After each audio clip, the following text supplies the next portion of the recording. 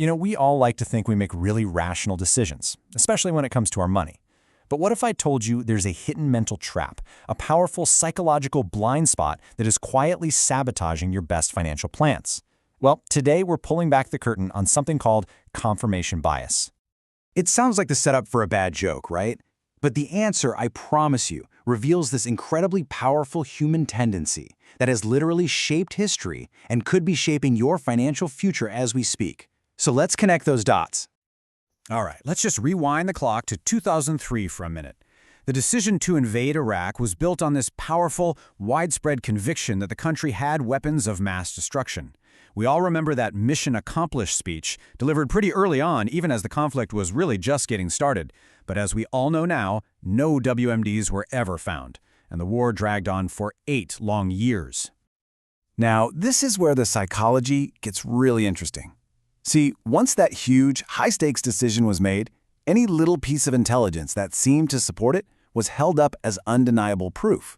But on the flip side, any evidence that contradicted the plan, well, that was conveniently brushed aside, dismissed, or just plain ignored. And this wasn't some abstract political debate. This had very real, very severe consequences. This number represents the estimated Iraqi civilian lives lost. It is a devastating reminder that the outcomes of our biased decisions can be incredibly, tragically real.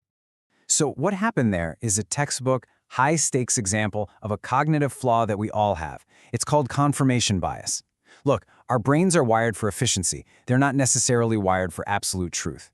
This bias is basically a mental shortcut. It helps us make quick decisions, but it can often lead us, and yeah, even our leaders, down a very wrong path.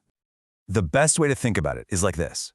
It's like you're putting on a pair of special glasses that literally filter reality for you. If you believe something is true, these glasses make all the evidence that supports your belief pop out in bright, vivid color. And everything else, anything that contradicts it, it just kind of fades into the background, almost invisible. And you see this play out all the time in our daily lives, especially with something like politics, right? If you really support a certain politician, you see their good speeches as proof of their brilliance. If they get into some kind of scandal, well, that's probably just media bias. But if a politician you oppose does something good, they just got lucky. We're basically playing refereeing in a game where we're already wearing our favorite team's jersey. So what on earth does all this have to do with your wallet? Well, in the world of investing, this exact same bias, this deep human need we all have to be right, it shows up constantly, and it can be incredibly expensive. This right here is the common ground between that president and the struggling investor.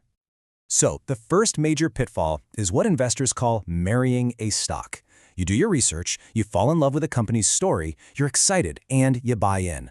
But from that moment on, you can get so emotionally attached that you only look for the good news, and you start explaining away crumbling fundamentals as just, temporary setbacks. And in today's world, oh man, this is put on steroids by the influencer echo chamber. You find some stock guru on social media who happens to love the same stock you do. So you follow them, and they just feed you this constant stream of positive reinforcement, creating this little bubble where risks are totally downplayed, and you never hear a single dissenting opinion. Okay, so what's the real damage here? Where does it actually hit your bank account? First, you end up holding on to a bad investment for way too long. You might see the red flags, the bad earnings reports, the negative news, but you explain them all away. And why? Because selling that stock would feel like admitting you were wrong. And let's be honest, our egos absolutely hate that. And there's another hidden cost here. Opportunity cost. While you're so laser-focused on proving yourself right about that one stock, those special glasses you're wearing are blinding you to other, potentially much better opportunities that are just passing you by. It's not just about the money you lose, it's about all the money you never even had a chance to make. So let's just put it all together. This bias, it creates this really dangerous feedback loop. You hold on to losers, you miss out on winners, that's bad enough. But then it feeds this dangerous overconfidence, making you think you're a better stock picker than you actually are. And that leads you to take bigger, unchecked risks, and of course, all the mental stress that comes with it. Okay, that all sounds pretty bleak, I know. But here's the good news. Just recognizing that this bias exists is the first, and honestly, the most important step to overcoming it. So let's talk about how to actually fight back and build a smarter, more resilient investing mindset. All right, here is a practical 6-step toolkit. Number 1, actively seek out the other side. If you're excited about a stock, Force yourself to read the most negative, bearish analysis you can possibly find. 2. Set rules for your portfolio. Don't just buy and forget. 3. Focus on hard data, not your gut.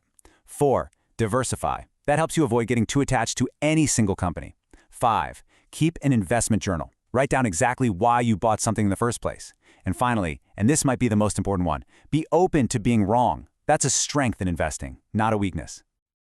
Let's really drill down on that third point for a second. Data over gut feelings. We have to train ourselves to tune out all the noise, the hype, the amazing stories, the what-if scenarios, and instead focus on what is real and what is measurable. Ask yourself, what are the actual earnings? What's the real cash flow? What does the data say, not what do I hope it says? So when you boil it all down, what's the big takeaway here? It's really about a fundamental shift in your goal. As an investor, your job is not to win an argument. It's not to prove you were right all along.